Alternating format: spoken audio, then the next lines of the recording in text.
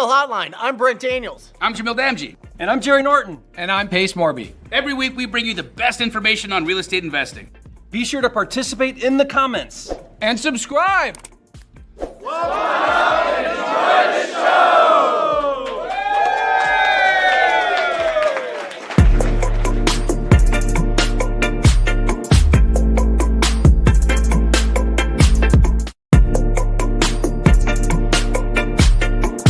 So thank you so much for calling Wholesale Hotline. See you. Wow, that's great.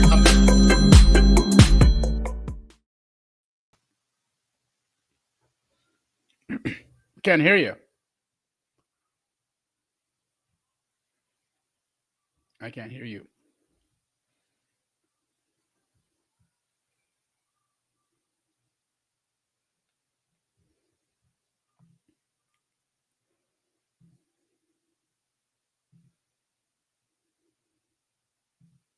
No audio. There we go. There we are. Welcome to Wholesale Hotline number 257. I'm Brent Daniels, and this is Jamil Damji. Combined, we've done over a bazillion wholesale deals. We're here to answer your questions, give you inspiration, give you some instruction, pump you up, strengthen your mindset, and make sure that you're taking your vitamins and hitting the gym. All right? That's what we do here for 90 minutes. You know what? I think every one of us today could wake up to feel grateful that we woke up in our bodies and not Drake's. That's right. That's right. You're referring to the Super Bowl halftime show, I assume. I am, yeah. And it's funny because I have, my Compton hat that I wear, but I actually have the Compton version of it. And just to troll people here in Canada, I wear that around, and it's pretty funny. So wait, are you more of a Drake fan then? No, not at all. Oh, okay. Yeah. Yeah. Well, I wanted to open up with this, see what your thought was. I compiled these last week. This is based on a report called The Rising War on Wholesaling that Easy REI Closings, David Olds put together. And I think that this is really interesting and stuff that people need to know.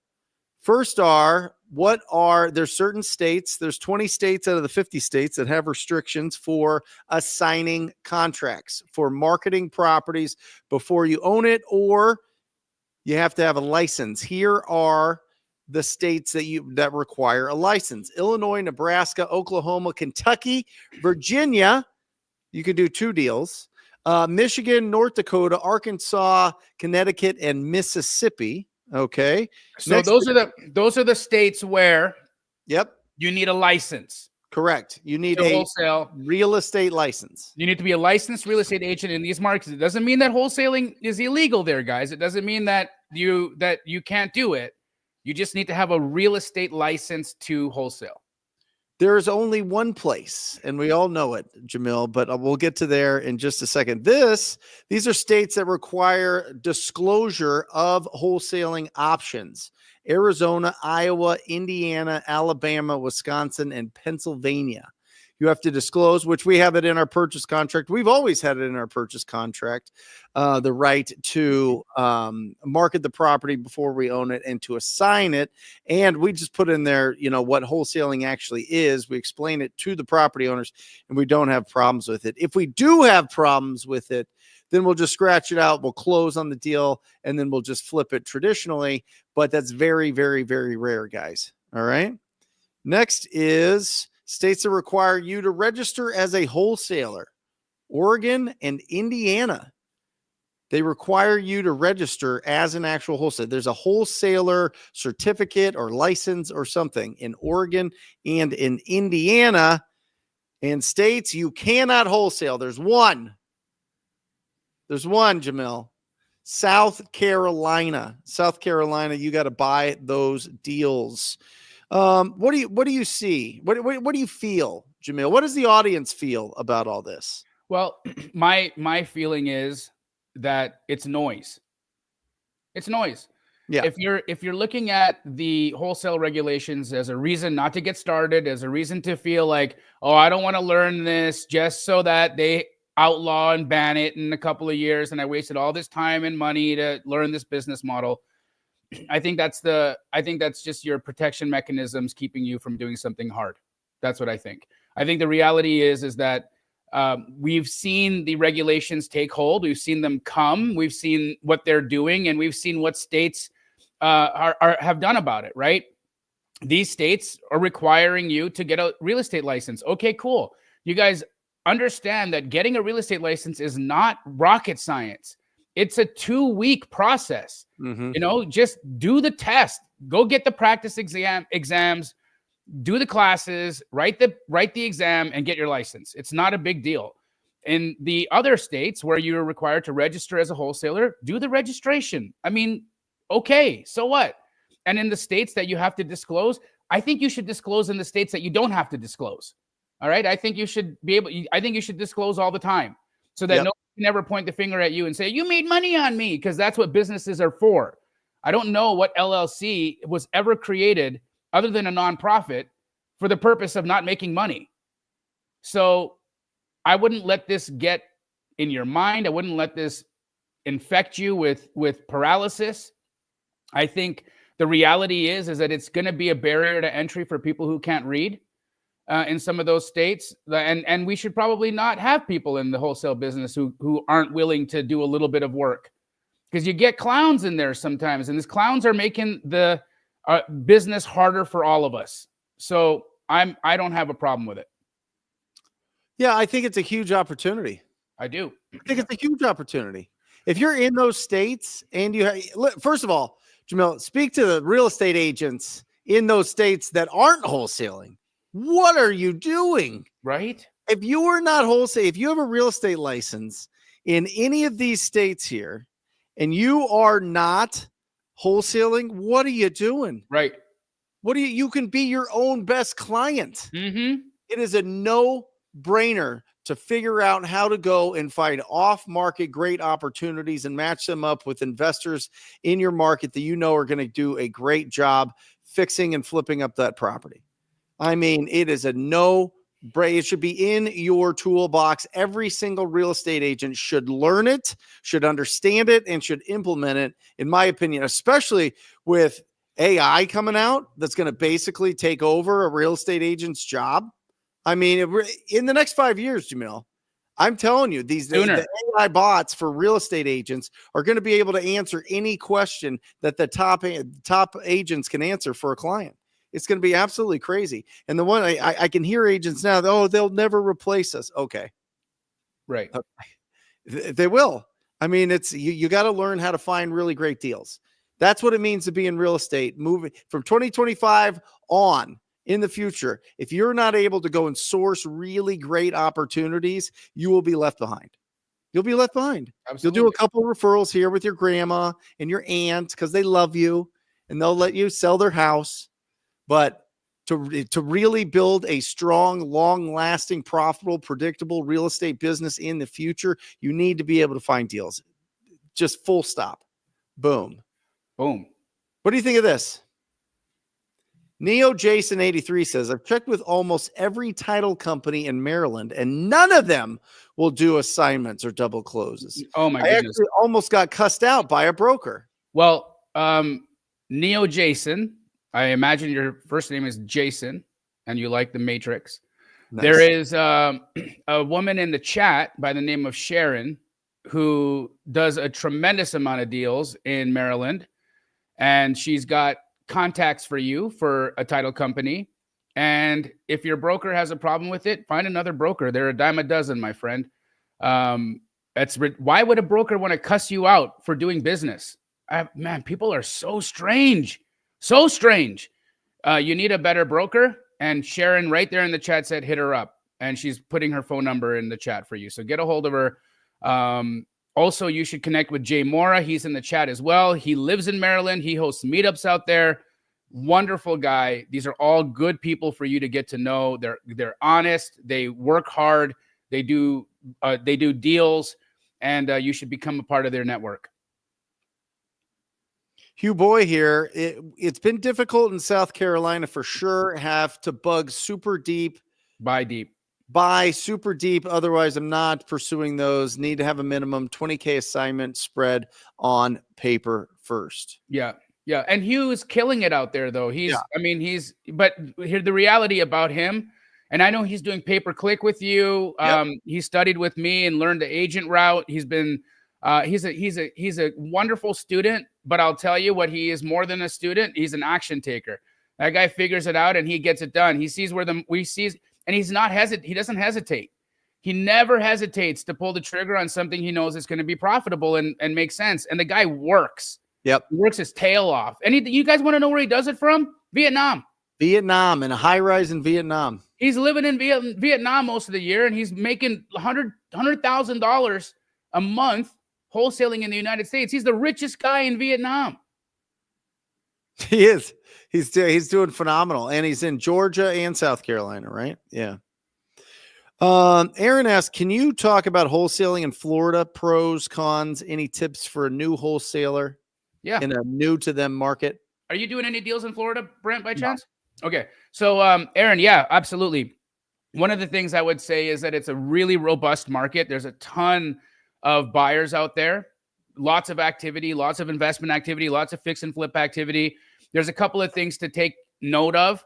With the hurricanes that have happened and devastated certain parts of it, I would stay away from flood properties or properties that were flooded, because the reality is buyers aren't ready to take those down quite yet because FEMA has instituted a rule where if the damage was too great or if your property flooded, they're going to make you demolish it.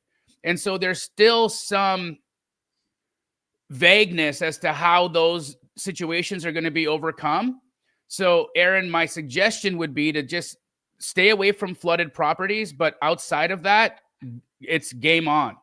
Now, one of the things that you should also pay attention to is there's a big difference between the value of a block property, so a property that's constructed out of block, versus wood, because when you're in a market like Florida, where there is that kind of weather potential, you want a block house over a wood house. It just makes more sense. And so those typically trade for 15 to 20% higher than the wood frame construction homes. So when you're comping properties, that's a data point you need to make note of, because you might be pulling a comp that's a block house, but your subject might be a wood house, and they have block and wood houses in the same neighborhood on the same street next to each other.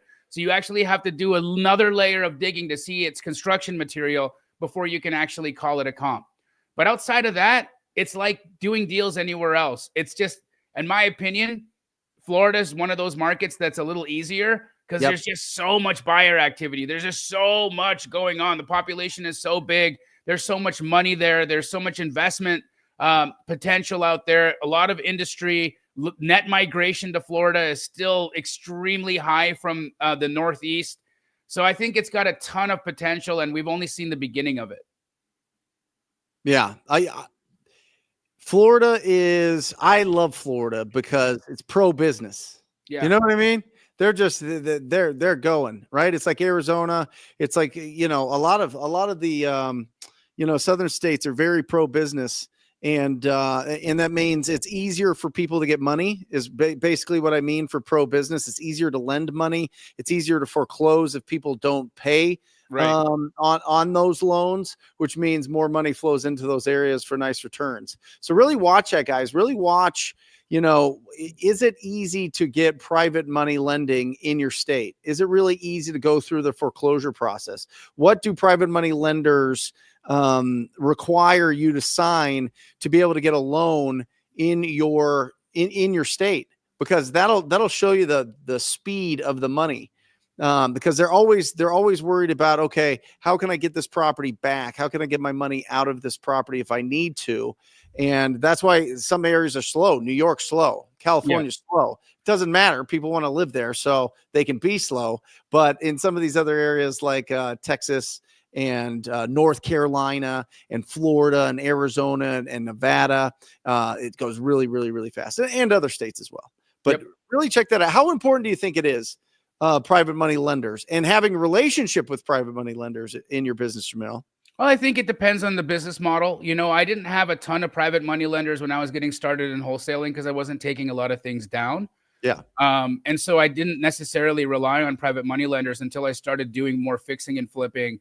And once I did start to do more fix and flips, then I wanted to leverage private money lenders because I didn't want to tie my money up while we were doing the project. And so the passive investor who would put their money in, and my sister and I would do the deal. I would find the deal.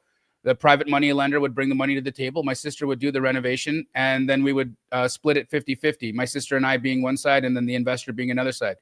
You can do it that way. I know I gave away way more profits than some people like to. I know Pace borrows at like 8 to 10%.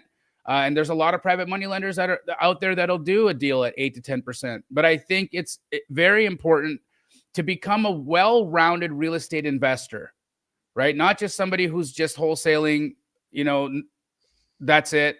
I think in order to become a well-rounded real estate investor, you have to have the opportunity to use multiple exit strategies. And if you don't have your own capital, then private money lenders are important for you so that you can make better moves.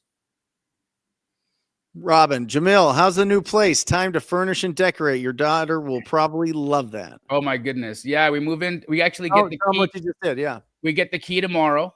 Okay. At 1:00. We'll do our walkthrough. Going to sage the place tomorrow so that we, clean up the energy in there. And then we move on Thursday. So the bad energy, or is this just something you do in every house? I do it in every house. Got it. Yeah. And no one's ever lived in it. It's a brand new build. Oh, so that's nice. But it's right a block off from the river where I walk every day when I'm in town. It has a river view. It's got a city view. It's gorgeous. It's such a incredible, and it's in Calgary's best neighborhood, Parkdale. It's been voted the best neighborhood in the city year after year after year. It's 5 minutes to downtown, 5 minutes to my kid's job, 10 minutes to her school.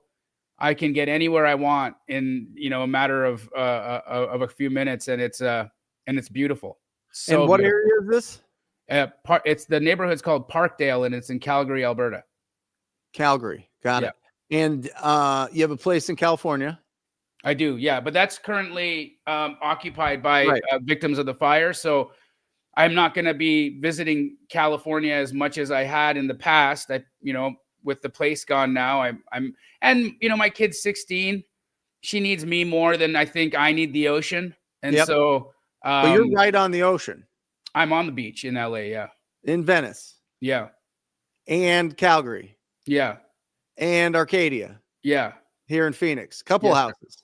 I have 2 houses there in Phoenix. Yeah. Isn't that crazy to think back on? I know. Like time travel, 15 years ago or whatever. Well, you want to know a funny story? Yeah. When I was growing up, I was obsessed with the neighborhood that I bought the house in. I was obsessed with it. I would take my dog. I lived in the Northeast, which was about a 30-minute drive to where this is.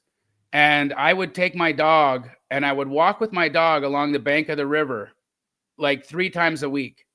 And I used to ask myself, who lives in these homes? What kind of person do you need to be to live in one of these homes? How much money do you need to make? And it was an obsession of mine. I was like, and I had it in my head that one day I'll be in a situation where I get to live in one of those homes. I used to fantasize about, them like in their primary bathroom, running a bathtub and like with candles and just toasting to how rich they are.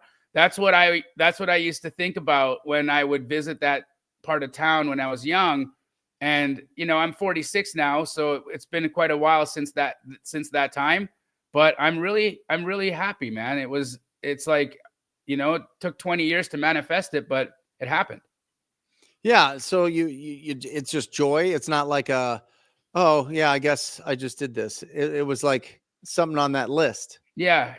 I'm making I'm getting a lot of joy out of it because, I get to build memories with my kid there, right? We're putting a little art studio in there for her because she's a brilliant painter.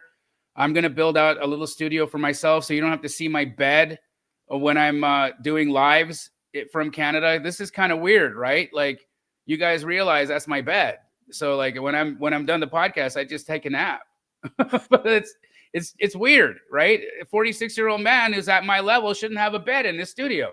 Anyways, I'm happy that that's not going to be the case anymore. That's awesome. Yeah. But I mean, 15 years. What was it? How are you living in 2010? Oh, terribly, bro. Terribly. By 2010, let's see, 2010 I had already lost all my money. I was just getting started again in wholesaling in Phoenix. So it was just the beginning. So I was still broke. I was still heartbroken from having, devastated myself and my family, bankrupted my parents, like all of that shame was still there. Yeah, to think from even 2015, dude, even 2015 to 2025, all that's happened in a decade. And to think that you and I and Pace, we're going to be coming on 5 years of Wholesale Hotline in what, 3 more episodes, dude? 3 more episodes. Yep. That is insane. That's so cool. Look at what we've done in 5 years together, brother. It's incredible. It's absolutely incredible. It is. I think that saying, there's, a lot of sayings are, I don't know if I agree with most sayings, but I like the saying that, you always overestimate what you can do in a year, but underestimate what you can do in 5. I think that is so true. It is. I think if people took like a 5-year and broke it into quarters, like 20 segments, and really focused on those 20 segments, the amount of growth and the amount of real expertise that you could fit into those 20 segments would be huge. But you have to start with the first segment. Yep.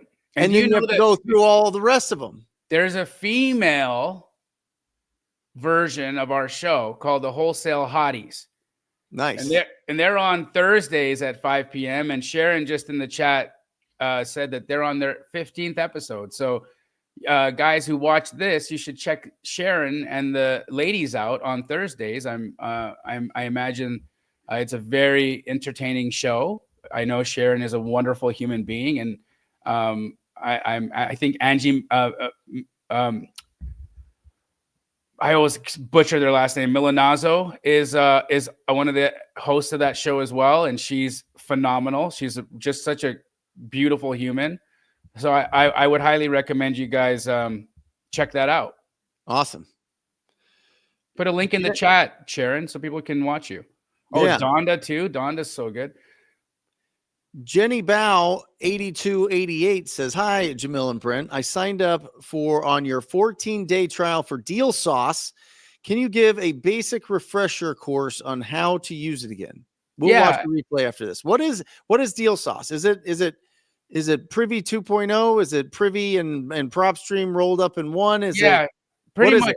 So if Privy, Batch, and PropStream had an orgy and they had a baby, but the baby was better looking than all of them, that would be Deal Sauce. So how do people get deals from Deal Sauce? Like what? So it taps into to nationwide MLS. So that's a huge benefit. Yeah. Taps into nationwide MLS, and then it so you can get 30, 60, 90 day stale listings.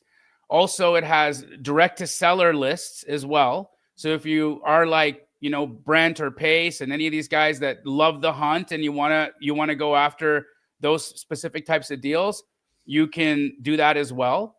But it has a comping tool in there, Brent, where they use my appraisal rules to develop an algorithm that does quick comps for you. So for any of you guys that are having a hard time comping deals, you can press one button, and I would say it's accurate 7 to 8 out of 10 times. So that's really good because, of course, you're going to want to do it yourself when you're going to contract it. But for a quick comp, so that you can see if something's a potential opportunity or not, it's super easy, and it uses my appraisal rules and how it calculates the quick comps. So it's good for acquisitions, it's good for comping, direct to seller, and then additionally, Brent, it has AI embedded in it where they've taken hundreds and hundreds and hundreds of data points. So what they did is they looked, okay, when they took a whole section of people and they said, These are all people who sold their house in the last 90 days. All right. Then they were like, what things did each of these people do? Like, did they change their phone number? Did they cancel magazine subscriptions? Did they set up and disconnect utilities? So they have all of these little intrusive data points that they're actually not even allowed to tell me about.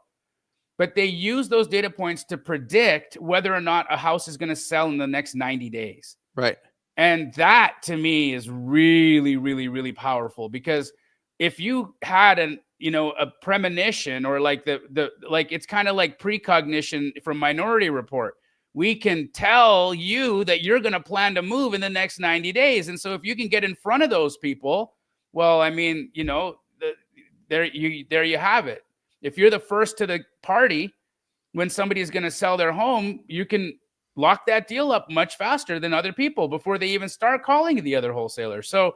So for me, it's a pretty robust platform. Of course, we're always working out kinks, and it's going to have a few bugs here and there. And but one of the things that I think is really cool is that you guys are a part of helping us curate this software, because Pace and I own it. And so we're taking the community's suggestions to heart, and we're implementing them. That's something we didn't have the chance to do with PropStream. We didn't have the chance to do that at Privy. We just didn't. We didn't have that kind of connection to the ownership. But in this case, you guys are with us in this, right? It's owned by the community, and I think that's pretty special. That's awesome. What is X Leads? I don't know what X Leads is. It's similar. So what X Leads does is part of what when we made Deal Sauce, we took like 3 different platforms, the best of this from this platform, the best of this from this platform, and the best of this from that platform, and we put them together. X Leads uses one of those that we used to build Deal Sauce. So X Leads would compare to what we have, but it doesn't do as much because it didn't have those other pieces that we bolted in there. So I think X Leads is great, Connor. And if you're already a member of it, I wouldn't, I'm not here to poach your business, but I think it would be worth your time to check it out, because you'll see some similarities there, but you might also see some tools that will be really, really helpful for you in doing more business. So I would check it out. What is there like certain, is there different levels of Deal Sauce? Well, what you can do is is it like newbie or somebody, I hate the word newbie. I really do. New person starting out, somebody just building momentum, somebody that's established, somebody that's growing. Yeah, absolutely. Because the AI is expensive. The AI data is expensive. And so you can add zip codes for the AI just to the zips that you work in. You can add a county, and there's small incremental increases in the subscription price, but the annual, dude, is $79 a month. I mean, that's like half the price. It's awesome, right? That's like half the price. So, I would suggest I always do annuals when I'm signing up for stuff like that, because, especially if I'm serious about it, because I know I'm going to use it, then why would I want to pay 20% extra every month just to get it monthly? But it's up to you guys. I think that the one thing that I'm really, really, really, really, really happy about with Deal Sauce is its comping tool. Its comping tool is phenomenal, dude. So good. Well, listen, the coaching a lot of people over the last 8 years, well, really 10 years, but 8 years officially. Number one hurdle as we get started is this a deal or no deal? Yeah. Right. What do I offer? Do I know that the price that this property owner wants is an actual good deal? Right. And so that's what you're helping to solve that so that they don't have to. Right. Absolutely. Yeah. That's incredible. And it's like just built in. It's like a calculator. One button click, dude. And and like, yeah, 7 to 8 out of 10 times it's on the money. So, 2 out of 3 out of 10 times it's wrong because it used the comp it shouldn't have. But I'll take 7 to 8 out of 10 times, and I'm refining it all the time. Yeah. So my goal is within a year to get that to be like 9 out of 10 times it's accurate. And at some point it'll be 10 out of 10 times it's accurate. We'll get there, but it's new. But we didn't want to not release it because it was still 70% accurate. So we were like, no, let's just get better. Let's release it, but let's just keep getting better with it. I love it. I love it because, I mean, if you look at Jerry has prop wire totally free, right? Yep. Totally free. You can pull lists. You can do some incredible things there. If you want to next level up, you go to Deal Sauce, and you've got multiple layers there. And then when you guys are ready for pay-per-click leads or inbound, I've got you covered. So we got you covered here on Wholesale Hotline. And I gotta say, guys, I've heard a lot of pay-per-click or pay-per-lead businesses out there. Yep. I've heard mixed reviews every single time. I had myself, 1 year we invested heavily with a mutual friend, a good guy, but it didn't work for us. But everyone that I've talked to that has been working with you on pay-per-click is happy. And that's really rare, guys. That's really, really, really rare. So what you guys are doing right now, you're doing a phenomenal job of it, Brent. Well, I'm spending the most, so I'm the guinea pig, which is great. Yep. And we have some other clients that are creeping up on us because they're just doing big deals, but these have been big deals. So Deal Sauce, guys, dealsauce.com, and then, or IO, right? Dealsauce.io. And then if you guys are interested in pay-per-click, just talktopeople.com. Check that out. So yeah, we got you covered, guys. If you want, and PropWire, propwire.com, you can go and basically it's like PropStream, but free, right? And so somebody asked, is PropStream's information accurate? Here we go. Yeah, Javon, PropStream's great. It's a great way to pull it. I think that you can get the same thing for free at PropWire. Just depends on if you like the user interface of PropStream. I feel like PropStream, after they sold, went more towards an agent, real estate agent audience, but maybe not, you know? There you go. This is a great question, I think, for both of us. Chris and Vanessa asked, Brent, how do you talk to an agent about them bird dogging for you when they can't wrap their heads around wholesaling? Yeah. What do you think, Jamil? Well, I think Would you explain to an agent what wholesaling is? I don't think it's necessary out the gate. No, you're going too fast, bro. Yep. You need to pump the brakes a little bit, right? Treat it like you're dating somebody. You don't show up to your first date with a ring in your pocket, right? And or you don't show up to the first date and throw a condom on the table and say, how fast can you eat? That's not going to work either, right? Straight up, that's what it sometimes feels like when you try to explain wholesaling to an agent. So pump the brakes a bit, you know? Just tell them you're a cash buyer. You're looking for houses that can be repositioned, that have potential in them. And you don't need to explain the process to them right out the gate. If they ask you, do you wholesale? Then be honest. I'm never going to tell you guys to lie. Yep. Right? I think honesty is 1000% the best policy. But I believe that once you complete a transaction, because the problem is right now that wholesaling has unfortunately gotten a bad rap, right? It has. And why has it gotten a bad rap? Because people have done bad things, right? They've wasted real estate agents' time. They've wasted homeowners' time. They didn't educate themselves correctly, and they end up causing a ton of problems. And so we have to climb the mountain all the time because we have to pull ourselves out of that hole that the bad apples put us in right out the gate. But the reality is that once you complete a transaction with an agent, I think that's the opportunity to explain what wholesaling is. And then is the time, Chris, to have them exclusively look for deals for you. That's what I had. The entire Monique Walker team, not only Monique, but her whole team of agents, they all bird dog for me. And every time she brings on a new agent, she brings me into a Zoom call. So she builds a new agent team. She's like, Jamil, it's your day to come onto my Zoom. And I talk to her whole staff and I explain to them what I do, how we do it.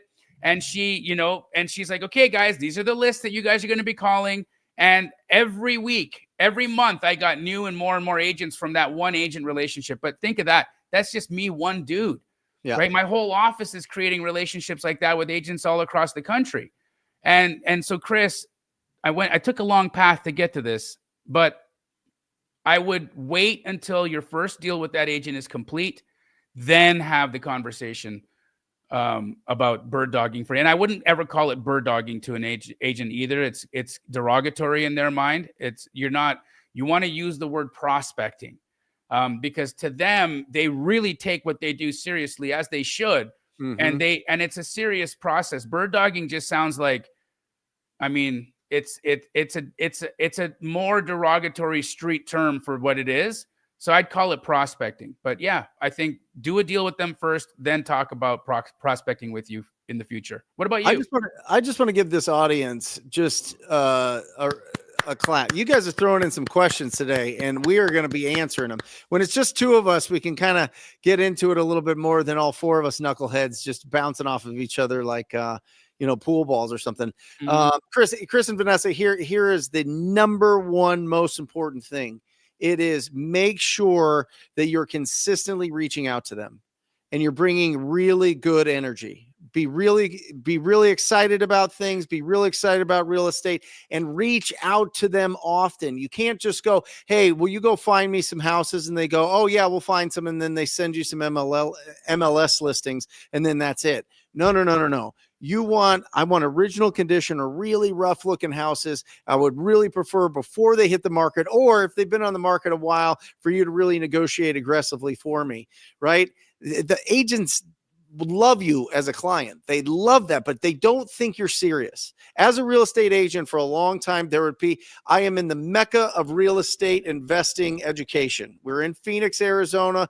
Every seminar when I was coming up in this game, every coach, it was something new every week. And we would know as real estate agents because somebody would reach out and then somebody else would reach out with the same script or the same vibe or the same lack of confidence. And they're trying to overcompensate for their lack of experience. And then they're being weird.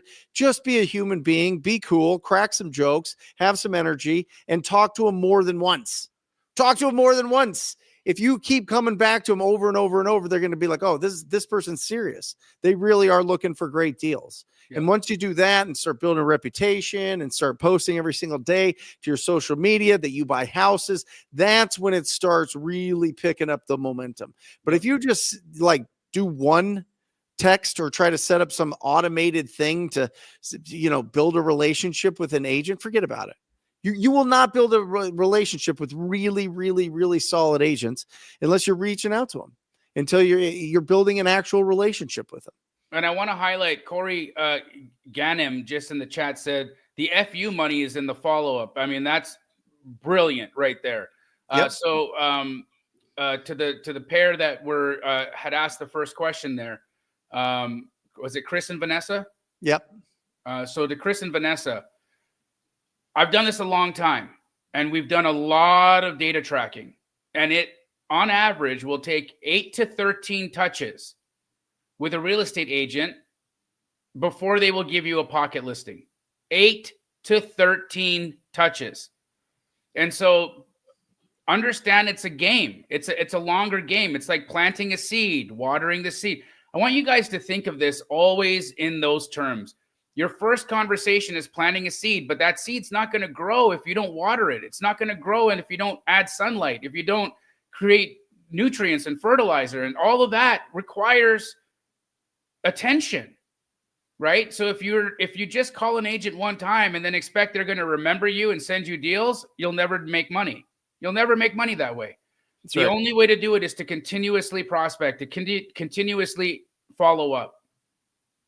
Well, and I like this because Trudy says, how much should I pay a real estate agent for prospecting? There's a couple of different ways to go about this, and Jamil can break it down. But if they're going to bring you a deal that's on the market and they're going to negotiate that for you, typically the seller is going to pay them. All right. Now, if they're going off market and they're just bringing your offer directly to that, let me give you an example of how this works. Okay. Monique Walker every single morning gets up at 6:05 or whatever. She does her exercise. She's crazy. She's in great shape. And then she gets on the phone at 7 a.m. 7 a.m. She's calling every canceled and expired listing, every for sale by owner.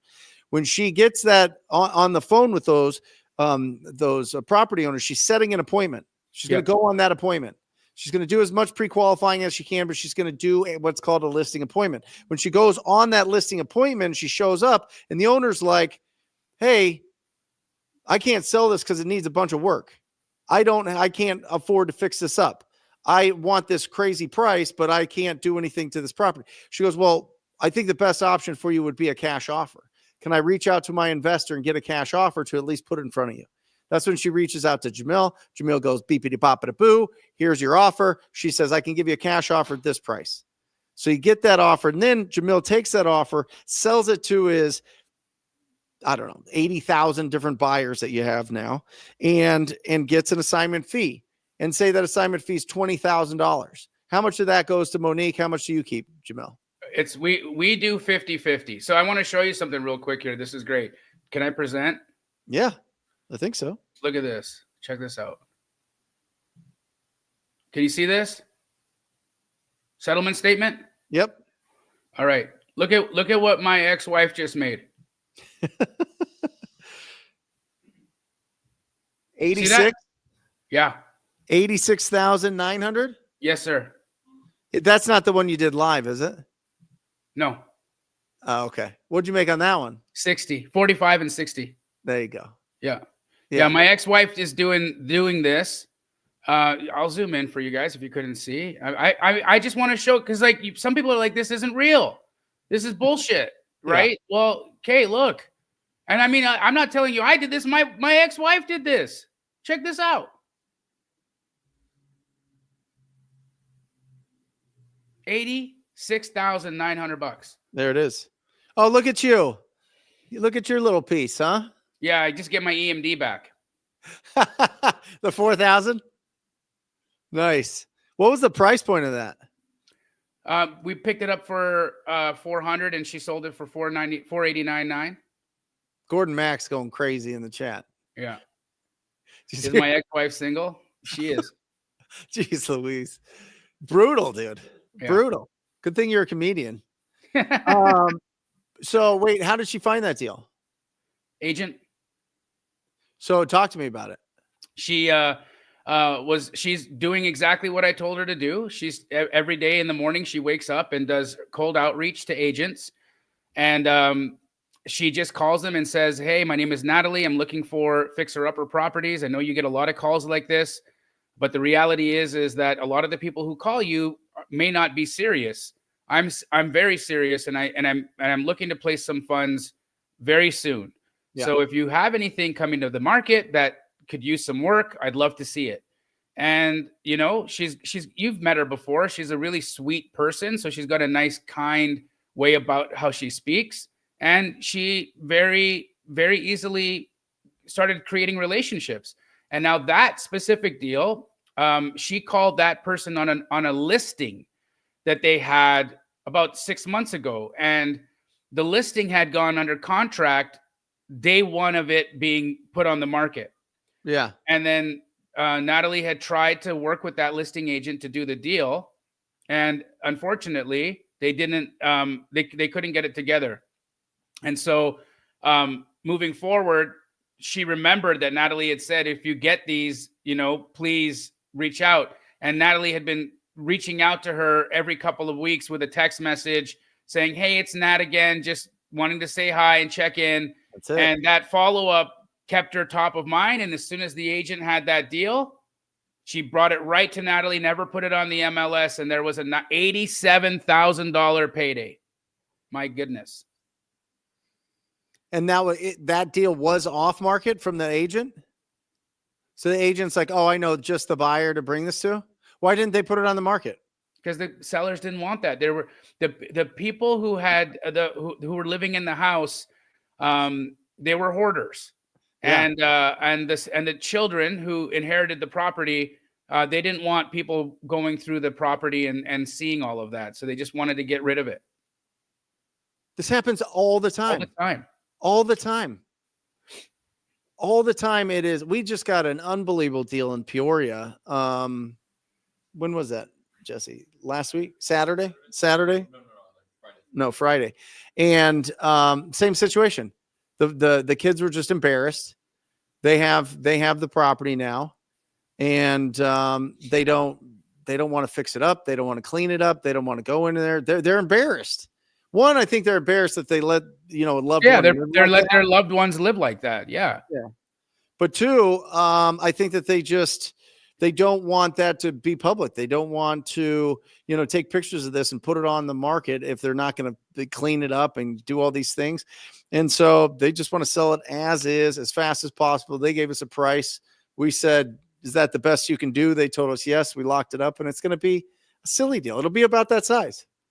Amazing. Every second of every minute of every hour, somebody's closing a massive deal, Jamil. Isn't that crazy? Yeah, and why can't it be you guys? Why can't it be you? Why can't it be you? It's one conversation. You are one conversation away. And I know that I'm hyping you up now. I'm being your hype man for everybody in the audience, everybody that's going to watch this, everybody that's going to listen to the Wholesale Hotline podcast featured on Spotify and Apple Podcasts. Go and make sure that you subscribe there. But I am telling you, people with no experience, no sales background, no real estate background. You talk to somebody that owns a ugly house, you will win. You'll win. Yep. Might not be your first conversation, might not be your 1,000th conversation, but it's inevitable. It's like gravity. You know what I mean? Yeah. You can't deny it. You can't deny it. And that's what makes this business so exciting. And if you live, again, I'll add this to the stage. If you live in a state that requires a license to be able to assign deals, get a license to assign deals, because other people will not. Most people will not. This is going to keep out all the people that are just kind of putting their toe in the water. All right. Those are the states that require license. Here's the states that require disclosure, which you should be disclosing in all state, in my opinion, all states. Here's the states that require you to register as a wholesaler. And here's a state that you cannot wholesale. You got to close on the deals, South Carolina. All right. Boom. I love that. I love that she closed that big of a deal. She's closed 3 deals all over 40,000. She's done way more than she's on. This will be her 9th. And she's only been wholesaling for like 4 months. When was that I told you that she started? Not long ago. And she's killing it, dude. She's killing it.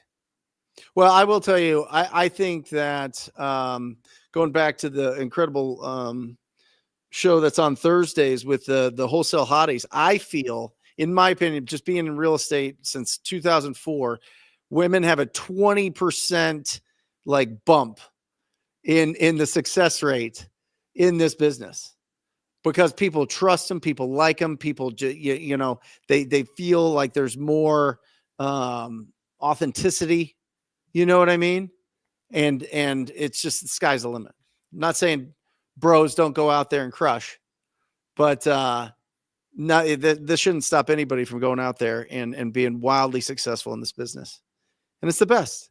It's not going to change. Finding good deals is always going to be a thing. It's always going to be available. Every single second, somebody's doing a massive deal.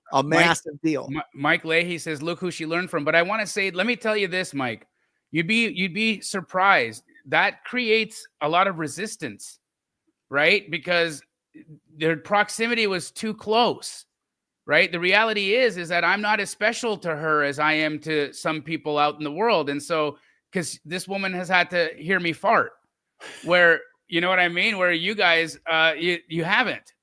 And so I have a better, I'm a little bit more, I said that now, so I do. But the reality is you might put me in a little bit of a higher regard than she might have, right? And so it actually wasn't to her benefit that she learned from me. It took her a long time to wrap her head around it.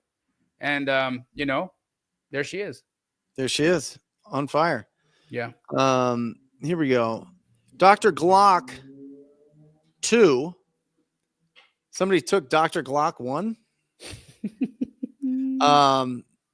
benefits of a real estate license, and is wholesaling oversaturated? I'll pull something up in just a second, but I think, listen, you have access to the MLS. It's easier to have a conversation with real estate agents when you say, hey, this is Brent Daniels with Gentry Real Estate, right?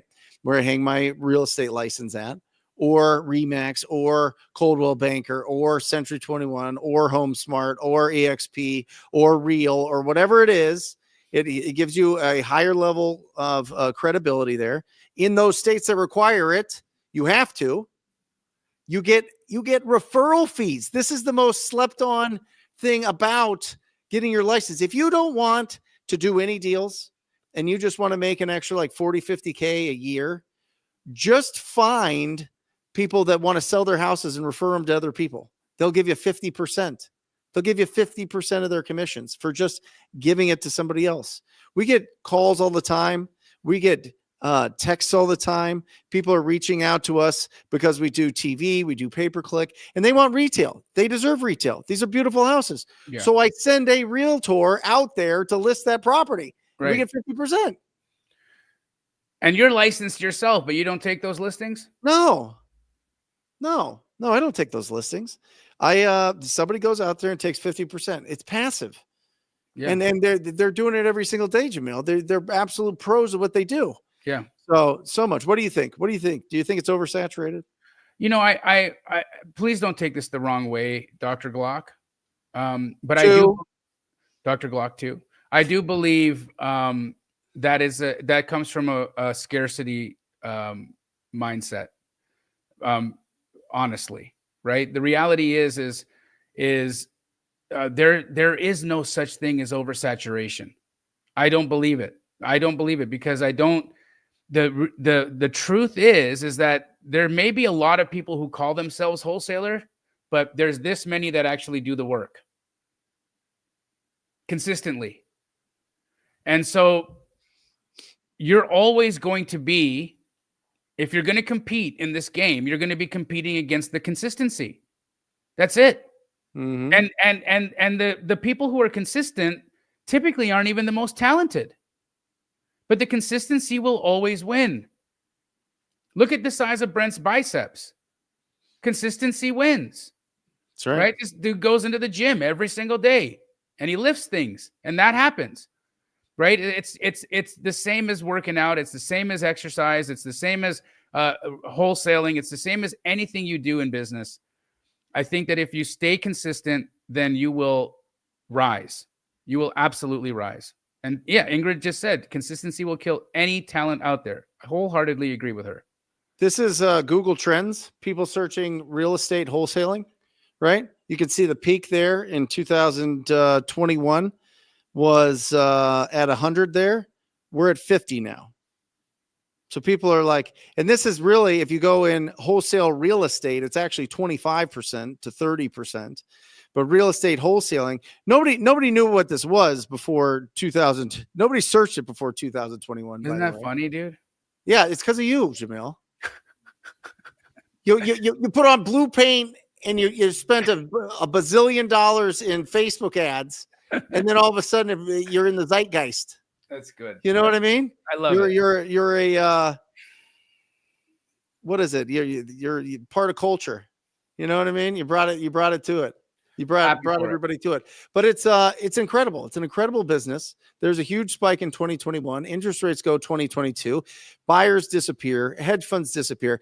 Jamil, have you been seeing some of these states like New Jersey? And I bet California goes this way. I bet Florida goes this way. I bet some other places go this way, where they are restricting the hedge funds from buying. Yeah. Right? Because of the shortage of housing. Yep. And you got a bunch of houses owned by people that don't live in them, obviously. Right. But even more so in California, there's 100,000 vacant properties owned by the Chinese. 100,000 in LA. I just read that article today. And those houses just sit vacant. Yep. Just like my house was sitting vacant most of the time. I mean, I was barely there. Yeah. Well, that was the second house for you. Yeah. You live in Phoenix, not Beijing. That's true. You know what I mean? It's a little bit easier to get there, I think. Well, the Chinese nationals do that all over the world. They actually were banned in Canada, not Chinese people, but Chinese people were banned from being able to buy real estate in Canada because they were doing the same thing, just buying and parking money and letting the house just sit vacant. And then unfortunately, the house would become decrepit and it would, ruin the neighborhoods because they would always buy the most luxurious, expensive real estate and then not do anything to it. And so it would just sit vacant. And, you're in a neighborhood where there's like $7-8 million homes and you've got overgrown weeds. It's a bad look. Right. And so they actually were banned in Canada. And I can't imagine that something like that will probably happen in the United States as well. Yeah. Jeff Scott World says, why don't you guys go do land and land entitlement? Isn't land supposed to be super hot because of the housing shortage? Have you done entitlements before, Brent? You ever done this? I've done it. It's a long game, Jeff. What's an entitlement mean? So when you buy land, especially if it's like not infill land, but out in the suburbs, but even if it's infill land, usually you're going to want to change the zoning, right? Even if you go out into the boonies, that's typically going to be agricultural that you're going to need to rezone into residential, right? I did a project where we bought 4 acres on 38th Street and just south of Indian School. Yeah. Simon and I bought that. I don't know if you remember that deal. Was it a church? No, that was in Chandler. But in this one, there were 4 plexes that were side by side. So I assembled different owners of these 4 plexes and we, took the project down. Well, the reality is that ended up costing us hundreds and hundreds of thousands of dollars to accomplish. It took us years to do. And when it was all said and done, with the amount of money that I invested in doing that project and the return that I received on it, I would have been way better off parking that money in a hard money fund and just collecting my 10%. Yeah. The amount of work for what I gained wasn't worth it for me. Now, does that mean that I won't do those deals? I will, but I don't want to hold them and do the entitlements. I let the builders do that. I also learned that builders really don't like it when you get land entitled, because when you're entitling the land means that you're getting individual lots, APN parcel numbers on each of these lots, right? Now, those lots are drawn a specific size, and usually you have to submit a product to the development and planning board of any city that they will use to determine whether or not the lot sizes are good. And so we do that, but what ends up happening is you take this now fully entitled piece of land to a builder and they're like, well, I don't like your product. I don't want to build your product. I want to build my product. So then they got to go and get it re-entitled, and that takes months to do. Yeah. So I don't suggest it. I don't think doing the entitlements is the way to go. I think flipping land like Dimitri does in the chat. If you guys, aren't paying attention to this guy over here, this Dimitri Van Camp dude, this guy's killing it on land. From Belgium. He's going to hate that I'm saying it. Living in Belgium. Yeah, he lives in Belgium. He's going to hate that I'm saying it because he's in this blue ass ocean of his. He's all alone in there, and he's killing it.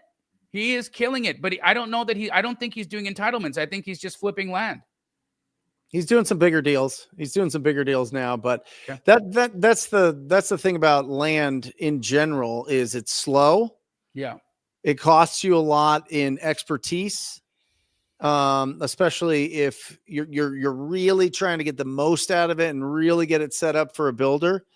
And 1, I don't have the patience for it. I just don't. 2, I am deathly afraid of losing. I'll tell you right now, you stay in this game long enough, you're going to take some big L's, because you don't know that flip that you just bought is going to be a disaster. You don't know that the market's going to shift from 3% interest rates to 6% interest rates overnight. You don't know that that neighborhood is all of a sudden just not going to be desirable anymore. You don't know. There's so many changes that happen when you take the risk of buying real estate. Okay. Now, if you buy real estate, in my opinion, you buy real estate to hold it for at least 20 years minimum. All right. Will I do some flips here and there? Sure. If it's no brainer and I could triple my income, but I don't like to do it. I don't care. I would rather take $30,000 now than $90,000 in 6 months. I would. I'll tell you that honestly. It's not smart. It's not good business. It's just, I know that I don't have to think about it anymore. Right. I know that with all of that off of my team's plate, we can go find more deals, and they're not distracted by what paint color we should be putting in that, or what kind of cabinets or what kind of countertops or all that. Right. Now, there's people that are amazing. We sell all of the deals that we sell to are the guys and gals that go and pick out all those things and have the crews and work with construction. They love it. They love it. I don't. I'll be honest with you. If I'm going to buy a piece of property, I want to own it forever. Yep. And that's usually why I buy them cash, which is even dumber. If you look at the time value of money. I'm with you on that as well, Brent. Most of the property that I own outright in cash. That's what I think is so cool about us as a crew, because, Pace does his business dramatically different than you and I. He's the king of leverage, right? Yep. He loves leverage, but smart leverage, right? So he kills it. He kills it in what he does. I don't necessarily like leverage. It stresses me out. I don't like making payments. I don't want to owe shit. I don't like that. It just bothers me, right? And so all I can think about is Warren Buffett. He says the 3 L's. Look it up. The 3 L's that'll destroy any good businessman. Ladies, liquor, ladies, and leverage. That's what he says. And that's sexist. So we'll just say lovers instead of ladies. But that's the truth. I mean, that'll destroy a lot of really, really, really incredible talent is those. And leverage totally destroyed me as a young man. So I've got, I put my hand on the stove and I don't want to do it again. I also think about this though, Jamil. I think about long-term assets, long-term cash flow. When I buy something cash, and I've bought a couple rental properties cash now, smoking deals, wholesale deals. And I get about 25 to 3,000 a month from them. Mm-hmm. There's no payment, right? So I'll net probably about 25,000 on them. And I bought them both for like $350. So after 12 years, I've got my money back out of it. Not really, but you know what I mean? Like, I don't know. I think that the end game is buy twice as many properties as you need, get them to 50% equity, sell the other half, pay the other half off, and have actual cash flow. I like it. Or just buy one big building. Or just one big building. But then the problem that you have if you would just buy one big building is that you might be in a situation where your major tenant leaves. Yep. And then you're in trouble. I've seen people in commercial real estate get hammered as well. So there's risk everywhere. If you're more like apartment buildings. In my mind. Yep. But even then, the debt changes on an apartment building and you can get creamed. Yeah. When Pace and I were going to buy that building in Arcadia together. Yeah. We walked away from $500,000 EMD. Right. The value of that building when we were in contract, the day we contracted it was $13 million. We contracted it for 12. Uh-huh. By the time we closed, or by the time it was closing time, you know what the value had dropped to? 8. 7. Yeah. Like that. Yeah. That's real. Connor asked, this is interesting. If another COVID-19 were to happen, what would you do and try and prepare for something like that? Business. Yeah, Connor, are you saying specifically a virus or a pandemic, or are you talking like a black swan event? Maybe we answer it in both ways. COVID was very good for real estate. Yeah.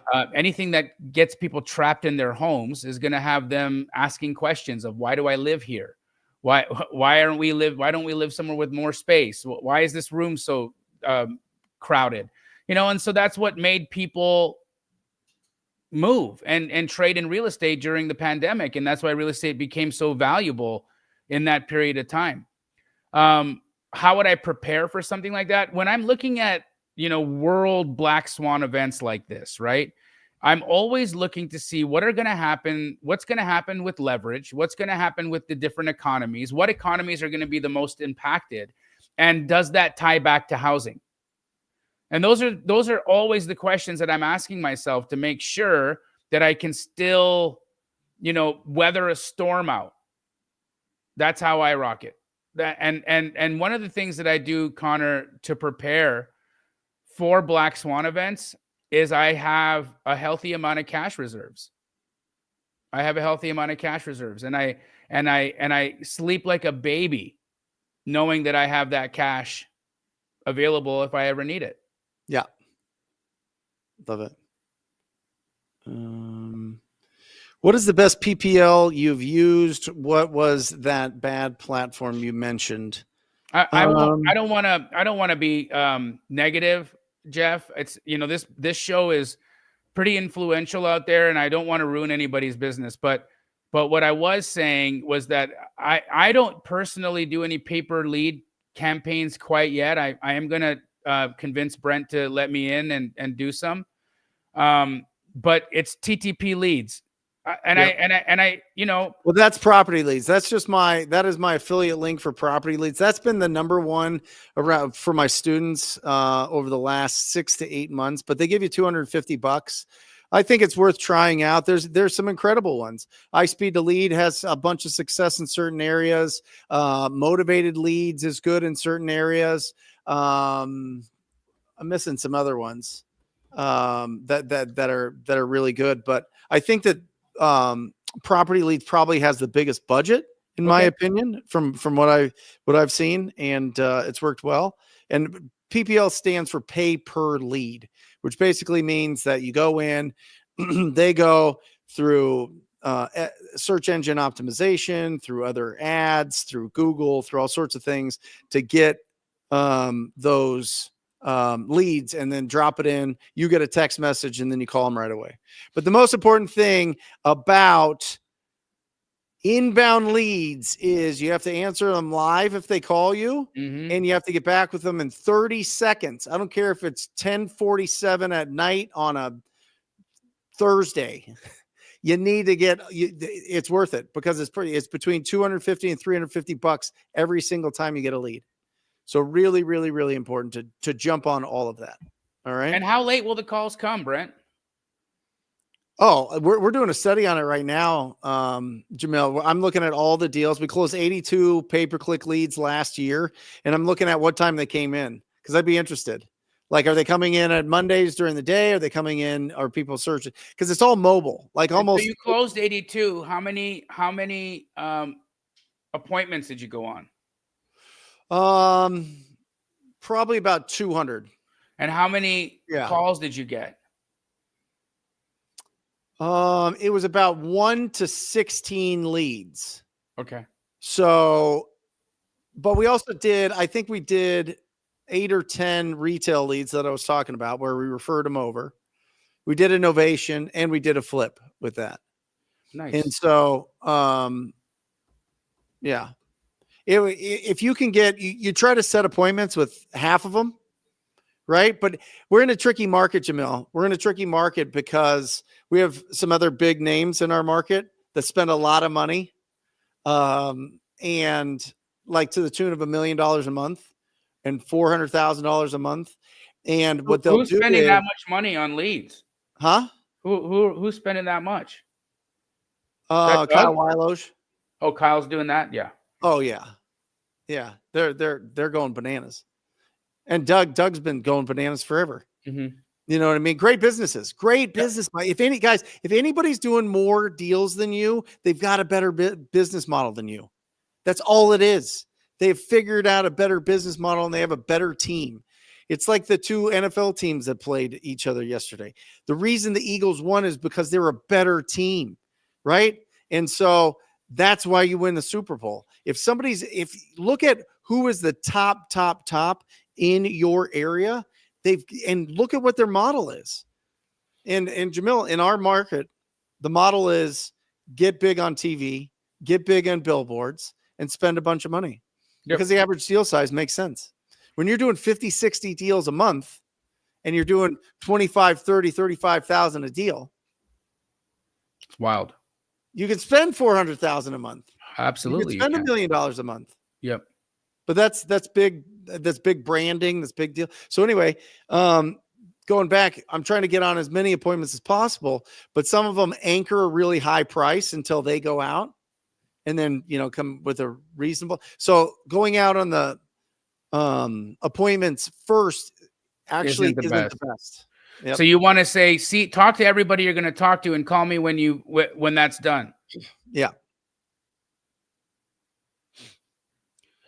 No, paper lead is not cheap, guys, but it's effective. And so once you've got a business going and you started making money and it's time for you to start investing, that's the time to do it. There's only, there it is. The Warren Buffett quote. Boom. Yeah. What's up, man? Just going back to what you were just saying there, being first, or are you just saying because a lot of times they'll bid your offer up?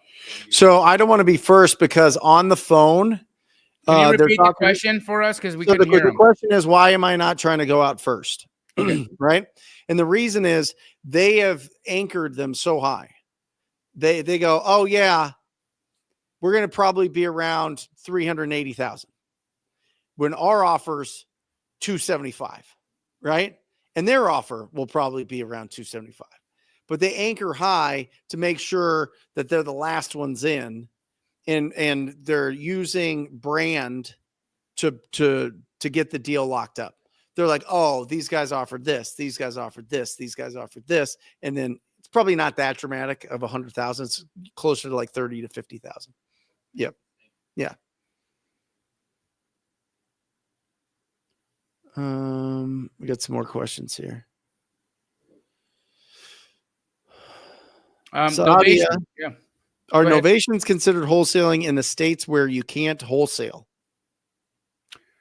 No, novations are essentially using the MLS to disposition your property, right? You're getting your seller to agree to allow you to put the property on the MLS because maybe they want too much money and you don't want to commit to actually buying and closing it, right? And so novations are good because they're like a net listing. If you've ever heard of a net listing, it's where you say to your seller, I want to give you 250 and you're asking 280 and I can't give you 280 for it. But why don't we do this?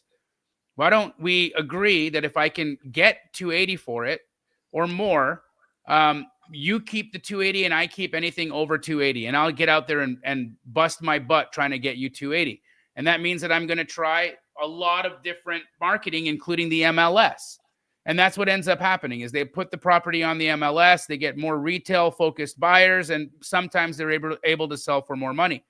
But I don't necessarily buy into the belief that the MLS will always get you the most money. I've seen that not be true so many times. Not in our market. Yeah. Yeah, it doesn't. Because when I talked to Jeremy, why don't we just list everything on the market? Jeremy's my disposition manager. And he's like, dude, we've tried it a dozen times. We net more going to our list. Right. You got to put insurance on the properties. You got to put utilities on sometimes. You got to make sure you've got hard money costs if you're not buying them cash. So there's some costs involved there. You've got title and escrow fees when you buy it. So you're not only just you're typically paying for the seller and yourself and the title fees when you close on it. So it needs to be significantly more that you get on the MLS than off. In some markets it is, but not ours, not Phoenix. It's not. And I think what's happened is novations have become I'm not throwing any shade on anybody, but I think what's happened is from the marketing angle, to attract students into some of those coaching programs, they ask the question on the call, well, when you're trying to wholesale, are you just always getting beat out? Do you feel like the number that you need to offer is just too low? And if you've given your hand at wholesaling a try and you had been told that your numbers are low sometimes, because some people will have the perspective that your number is low. Sometimes you're just wrong and offering too little, and you could offer more. And sometimes the properties aren't worth more and they're just worth what you're offering, right? But what they've done is they have used that as a selling tool to get you to give them some money to buy their coaching, to just, at the end of the day, teach you how to wholesale on the MLS, which is exactly what novations are. Yep. Jeff, great comment here. I have this feeling that PPL is far more expensive than using VAs. I would say it's pretty close. Close. Yeah. I wasn't going to say more expensive. And I'll tell you, what's happening with VAs, if you hire a bunch of VAs that cost you nothing, that's fine, but they have to go through a lot of calls. They have to go through a lot of conversations, and they're going to send you a bunch of nonsense. Yep. It happens every time. Yep. I don't care how good they are. I don't care if they're $25 an hour or $2 an hour. You're going to get a bunch of nonsense, because they think that, oh, okay, somebody said they might want to sell their house. They're going to send it to you. And so you have to go the average, and this is just fact. The average is 1 deal per 50 leads, 50. The average time when you are a prospect. And by the way, this works. If you give it enough time, if you season enough, stay focused enough, you can build out something really robust, really good, get a really nice ROI on your spend. But it takes 120 days from the first time that your VA talks to that seller to you getting paid. Okay. So you got 120 days buildup. PPL is 2 days. Let me say that again. PPL, well, not to get paid. It's 32 days, but 2 days before you get it under contract. Okay. Same with PPC. It's now. They're ready to sell now. Inbound is always going to be faster, typically, as a whole, not just deal by deal. Mm-hmm. So you got 120 days that you have to build up. You have to pay for your VAs, but it's the data that gets you. If you get bad data and you're like, oh, I'm going to just get 10,000 from Deal Machine, that's fine. But you'll go through that so fast. You will burn through 10,000 so fast. You got to have a lot of data. You have to have a lot of systems in place. And when you do a deal and you have 50 leads to get a deal, you don't just replace one lead. You have to replace 50 leads to get another deal. That's how this, and by the way, some markets, it's more like 70 to 80 leads per deal. It's wild. So you can certainly do it. It just depends. Pick a lane. If you're going to get VAs and you're going to hire them, and just expect that you have to do a tremendous amount more lead follow-up. So the opportunity cost is interesting, and the costs actually start building up. And in my experience, inbound leads get you about $8,000 to $10,000 more per deal than outbound leads. That's just been my experience since 2000. Why do you think that is, Brent? Do you have you figured out why? I think that the people, if you do it right and you know how to do pay-per-click, and you know how to pick and you get pretty good leads, the people doing PPL know what keywords. They're selling their ugly houses. They're literally asking for a cash offer because they know it's terrible. So they're just giving these properties away. And I would say it's mostly the inherited family that's just giving the properties. They're just giving them away. And that's where our biggest deals come from all the time, are probates. All the time. Yep. And so you look at this and you go, okay, well, it cost me $3,000 to do a deal with my callers on average. Let's say it costs $1,500, but it cost me $5,000 for PPL and PPC. But I'm making $8,000 to $10,000 more. I need 15 leads instead of 50 leads. I need 2 days as opposed to 90 days of follow-up.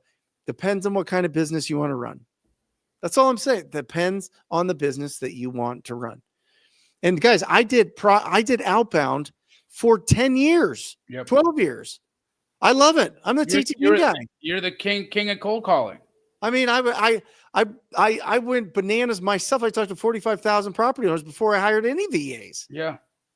So it definitely works. You making the calls yourself is always going to be the best. But if you want to leverage other people's time and talents and experience and hire VAs, go bananas. Just go in with eyes wide open.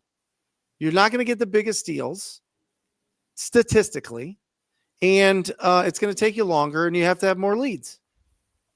I saw somebody in the chat saying that they were going to get started using text messaging for marketing. Yep. I wouldn't recommend that. What are your thoughts on that?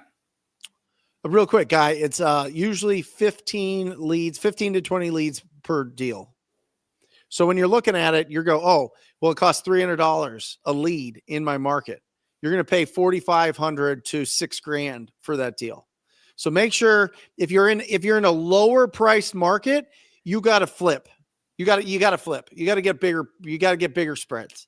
You got to take them down, flip. That's what works, because the wholesale fees is not going to be big enough for that to make sense, right? You're probably not going to average $20,000, $25,000 a deal if these properties are $70,000, $80,000, $100,000. So just remember that. And what was your question, Jamil?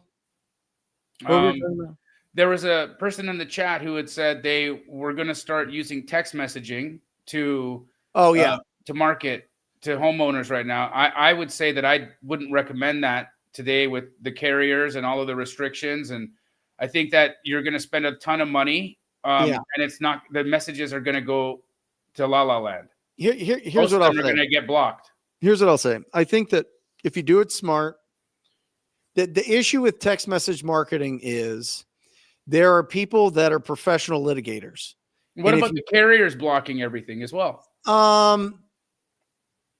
The carriers are blocking mass. You could probably get away with 100 to 250 a day without getting too much issues. It's when you're trying to do thousands, right, okay. Jamil?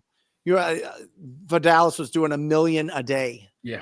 Back in 2018. He's you great. know what I mean? Like, so they blocked that. I think you could do 100 to 250. I think it's a great option if you're in college, if you're full-time doing, work somewhere, if you've got young kids and you're raising them, if whatever, right? You just don't have a lot of time and you want to send out some texts, get a nice response, follow up, and now you've got some leads and it's a little bit easier.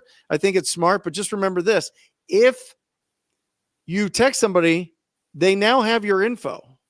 They now know who you are. And then they'll text you again to bait you in and text you again. Every text that you send them, they're going to say, you owe me $500 because I'm on the do not call list. Right. And so some people could shake you down. It doesn't happen every day. But you have receipts. They have receipts, as the kids call it, right? And so just understand that. I like Connor's question. What deal have you done in the last little while that has kind of stuck to you, or the story of the deal? Maybe somebody that you helped or a situation that was hard.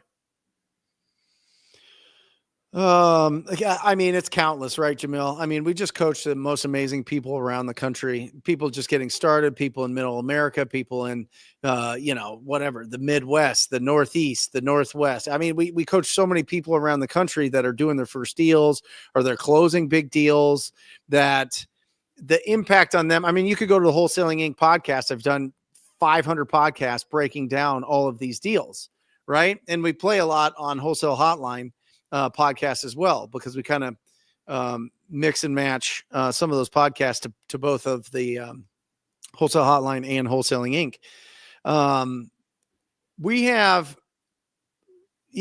We've got just some really interesting deals right now. We have some interesting deal. Here's an interesting deal. Joshua goes to the house and it's a destroyed house. The sister's there. Joshua's my acquisition manager. The sister's there. And she is a drug enthusiast. Okay. She's enthusiastic about having a good time. All right. So she's doing all this. She's like, you can't get into the house. It was fire damaged. There's junk everywhere. All the doors and everything were boarded up by the fire department, whatever. Right. And so we talked to the sister and she puts us in touch with the brother. The brother's in prison. Okay. Brother's in prison. Wants to sell. We finally get a hold of the brother And he's like, my sister's crazy. Don't deal with her. Deal with me. All right. She From doesn't own the jail. property. Yes. Yeah. So you have to do this whole process where, there's only a certain amount of times that they'll go in, that a notary can go in. He's not like in Max. We have one in Max right now. That is an interesting deal, but the notaries can go in, get everything signed, get all the documents with the title company. Title company takes care of it. We go back to the property. Jamil, it's on fire again. Okay. There's a new fresh fire. So Joshua calls 911 to get this fire put out. The fire department comes out, thinks Joshua started the fire. Oh my God. Cops start interrogating him, right? Interrogating him. What are you doing? What's happening here? He has to explain who we are. He's showing him my TV commercial. It's like this whole thing, right? And somebody went in and just started another fire. I don't know if it was the sister because the dude was cutting her out, or if it was just somebody breaking back into those. These are the properties that we're talking about. These are the properties we're talking about. You know what I mean? And so it's like, oh my gosh, people, like there are ugly, when I say ugly houses out there, these are ugly houses. Yeah. And I ugly mean, situations. the houses are a reflection. If you think about it, your house is a reflection of what's going on inside of you. Yes. Right. And Yeah. so you walk into a person's house, you can tell how they're feeling a lot of times. Oh yeah. Just based off of the way they keep their stuff. Yep. For me, the one deal that still, sticks in my head, and I think it's the most meaningful one that I've done, was that deal I did with Chris Simon when I first got back into wholesaling in Phoenix, when when Natalie, my ex, the time her and I had just gotten married, and she ended up contracting a really, really, really hard infection that couldn't be, it was a super bug, and there were no antibiotics other than one antibiotic that could save her. And she was dying. She was very, very, very, very sick. And I remember it was a Sunday. I got on the phone and I started contacting real estate agents, and I ended up getting a deal under contract. And that same day, I reached out to Chris Simon for the first time ever on Facebook, and him and I started communicating, and I sold him that deal. I met him at the property in South Scottsdale. It was a $10,000 assignment fee. And then when we were standing outside the house, I laid it on him, and I said, Chris, I'm in a really tough spot. My wife needs something. It needs a prescription, and it's $6,000. And if you would give me the $6,000 right now, instead of making me wait till this closes in a week, I'll be in debt to you for a long time. I'll never forget it. Mm-hmm. And I'll forgo the extra $4,000. Let me just pay me $6,000. It was supposed to be 10. Just pay me $6,000 now. And so he did that yesterday. The next day, title opened. He made sure that there was clear title. I went over to his office, and he handed me $6,000. I was able to get my wife the prescription she needed, and she was better in a couple of weeks. And that was amazing. Incredible. Amazing. Yeah. Literally saved a life. But it goes back and we tell the story like, oh, if your kid was kidnapped or if your kid was bitten by a snake and the anti-venom, you can only get the anti-venom by getting a deal today. Could you do it? And everybody's like, yeah. Then you're like, well, wait.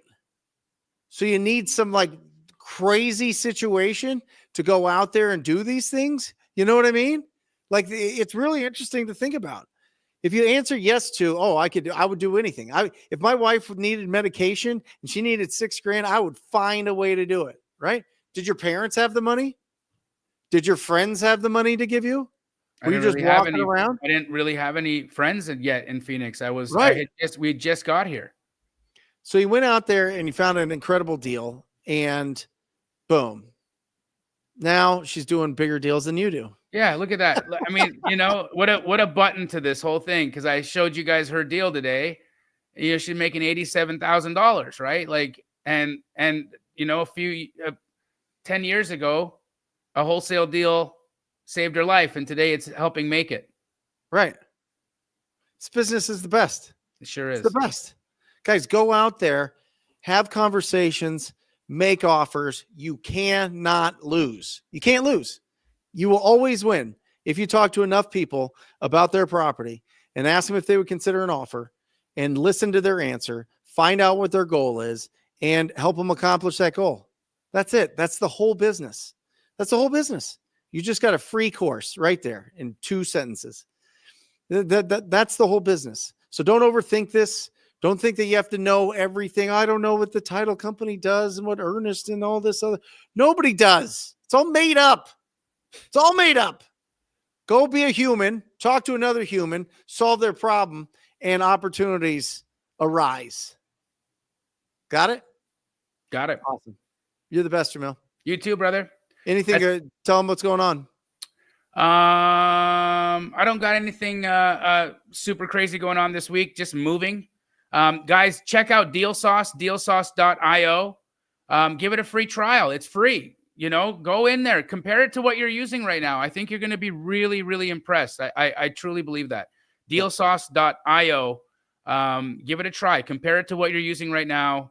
And yeah, I think I'm really happy that we have something that is owned by the community that and cares about the community. So I think that's going to be a big thing. That's awesome. How about you? What do you got going on? We got a live show on Wednesday at noon Eastern time, 9 a.m. Pacific Standard Time. Join me. It's going to be an incredible show. And if you're ready to get into a pay-per-click campaign, we'd love to audit your market, let you know what the potential is. Go to talktopeople.com. It's completely complimentary. Talktopeople.com and check it out. We have a true crazy passion for getting these Google pay-per-click leads. And so check it out. And that's it. Wholesale Hotline number 257. We're out. See Later. Or just say squat up. So squat up and enjoy the show. Yeah. Yeah. Okay. 1, 2, 3. So squat up and enjoy the show. What are you doing? I didn't say that thing. Why? I don't know. Okay. So squat up and enjoy the show. Cool. I think we should use the one where Jamil doesn't say anything.